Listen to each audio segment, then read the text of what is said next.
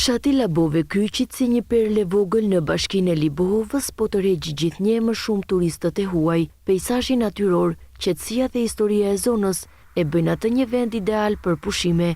Çifti holandez Dyfrish dhe Corina janë ndër vizitorët që kanë zgjedhur Labovën e Kryqit për të kaluar disa ditë gjatë qëndrimit të tyre në Shqipëri. Ata tregojnë se u njohën me fshatin përmes rrjeteve sociale dhe vendosën ta përfshin itinerarin e tyre.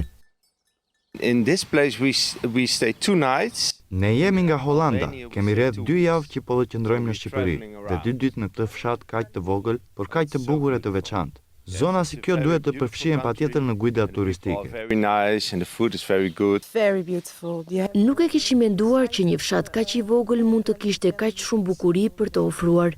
Labova e Kryqit është një nga përvojat më të veçanta të udhëtimit tonë në Shqipëri. Now the weather is fine. Kisha e fshatit ishte objekti i parë që u tërhoqi vëmendjen turistëve, por përjetimi i drejt për drejt i natyrës së mrekullueshme dhe mikpritjes së banorëve vendas i la ata të mahnitur. Sipas tyre, Labova është një vend që ja vlen të vizitohet dhe rekomandojnë që të përfshihet më shumë në guida turistike. This is the first stop we did. E zbuluam Labovën nga rrjetet sociale dhe vendosëm të vinim.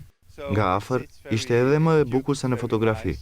And the place that we stayed. Because now you... Ne dashuruam me njerë Labovën, historia, natyra dhe mbi të gjitha njerëzit. Gjithçka këtu të bën të ndihesh si në shtëpi. Now we visit this church.